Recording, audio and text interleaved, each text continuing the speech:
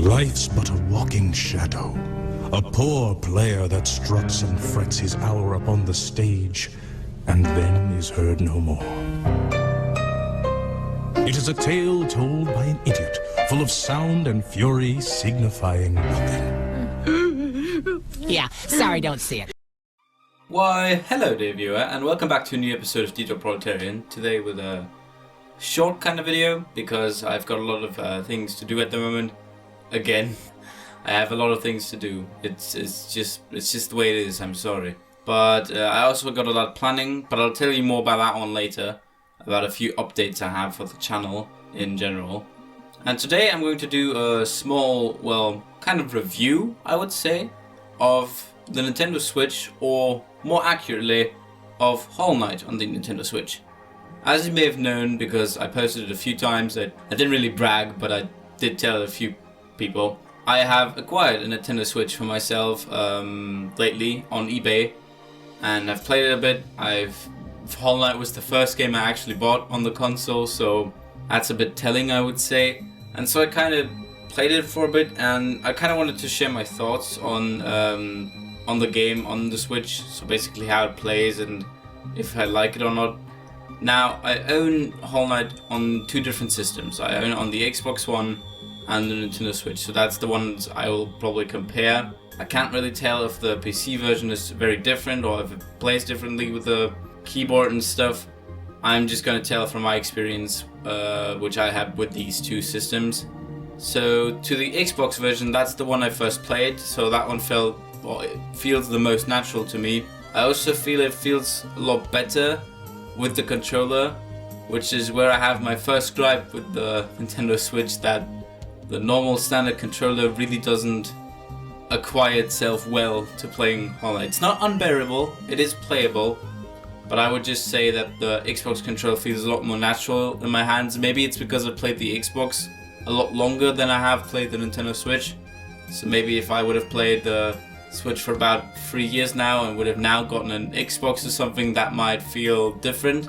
It might be my taste, but I just feel that the normal Switch controller, you know, with the two Joy-Cons and the controller handle, it feels a bit odd. It feels a bit light and not very comfortable. Especially the shoulder buttons are really not acquired well to doing the Crystal Dash, for example, or the Shadow Dash, or pulling out the map. It doesn't acquire itself as well as I had with the Xbox One controller. So I don't know, that might just be personal taste, but that's one of the first gripes I have with the Nintendo Switch version. Now, the Nintendo Switch version does have a few bonuses which I couldn't have on the Xbox One. First of all, that you can basically play it anywhere, which is probably the best thing ever. Like, you can just play it on the train, on the bus, at a friend's house.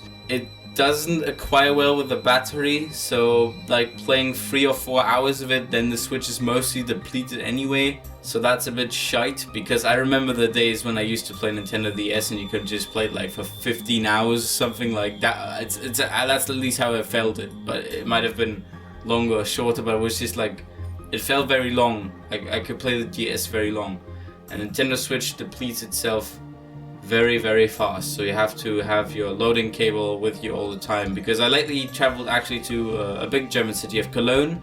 You might have heard of it. And I was actually playing Hollow Knight on the train, and luckily there were plugs there, so I could actually plug in like the battery stuff, so I could actually load it while I was playing. But had it not been there, I could have probably only played it for one way, and the other way would have been basically empty, which is quite unfortunate. But on the other hand, again, you can play it any way you want, and that's pretty cool. Like, that's definitely a bonus. Now, I have played the game on the Switch for about 6 to 7 hours now, I would say. So I have a bit of experience. I'm not completely done. I'm still very much at the beginning. Only killed like my first 2 dreamers and stuff, and still need a lot of charms and characters and all that. It's still a long way ahead of me. But from what I can tell, I definitely prefer the Xbox One version if I'm playing at home. Because obviously I can play the Xbox One on the go, so that's a big gripe. That's a big bonus and a win for the Nintendo Switch. But if I would play at home, I would definitely either use the PC probably, or the Xbox, because it just feels a lot more natural. Probably if I would play it on the PC, I would use a controller if I were you. if this is somehow your introduction to the game, which I don't think so, but if it is, then please use a controller and maybe not the Nintendo Switch. But sadly, Silksong will only release on the Nintendo Switch and the PC at start, and I will get both versions actually. I will get it both on the PC on Steam and on Nintendo Switch on day one, if it is possible. But I think it won't be that expensive, so that definitely should be manageable. And I will most likely also acquire the soundtrack, and that's basically my sort of opinion. So if I would have to give a quick review of the whole night on Nintendo Switch, now I would say it's great to play it on the go. It's bearable on the television. The Joy-Con controller, like with the two Joy-Cons, as I said, and the handle, that doesn't feel that great, but it's still okay. I can still play it. But if I would prefer one version, I would probably take either the PC or the Xbox One version or the PS4 one. So I've actually heard a lot of people who said that it's quite shite for them because they can't play it on day one because they actively wait till they can play it on PS4 or Xbox One. I kind of feel bad for those people. I'm sorry for you, because that must be quite hard. That must be even harder than avoiding spoilers on day one, because you have to avoid them not only for day one, but for day 2, 3, 4, 5, 6, 7, 8, 9, 10, and then probably a few months before you can actually play the game on your console. So sorry for those people. And now I wanted to give a quick update to the channel. So Mithril has sadly taken a break from YouTube for a time. He might upload a video. I think he said he's kind of thinking about uploading one last video before he's taking a break. And so, as you might have heard or not have heard, I will be running live from the Abyss alone for a short time. I think Mystery will return sometime, I hope. I definitely would miss him if he would go permanently, but I don't think he will. I hope not. And so I'll have to do a few streaming episodes or interview episodes alone. And we've got a few esteemed guests coming. We have Taco TV, Budget Silksong Composer, Gothier, Relia, maybe Rusty, CC Makai or CK Makai, somewhere, whatever. We've got definitely a few people coming on, and a few planned already for this week. Like this week is maybe CC Makai will come, and also Taco TV, so that will be really entertaining, and I hope you guys can enjoy that. For the channel personally, I think most of you have noticed that I streamed 2 days ago. If this video releases on the day that I think it will, I streamed the Henry Stickmin collection, which was a really fun time, and I am glad that many people watched it, or well, a few people watched it. Quite sad because my streaming kind of shit itself and just cracked in the middle of recording basically, and I had to do 2 streams. It didn't work fantastic in the beginning, but I think it was okay later on.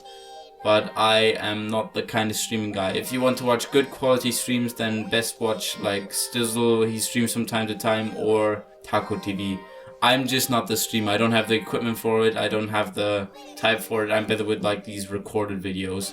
And I would advise you to go out, check out these 2 guys, and then best not expect any streaming from me in the future. But I'm still glad that many of you have watched my streams from in the past. And yeah, that's that basically. And I hope you all enjoyed this little quick video. It was just basically a small update because, as I said, I'm kind of busy at the moment with other stuff. And I hope to speak to you guys soon. So, cheer up and speak soon, Divya.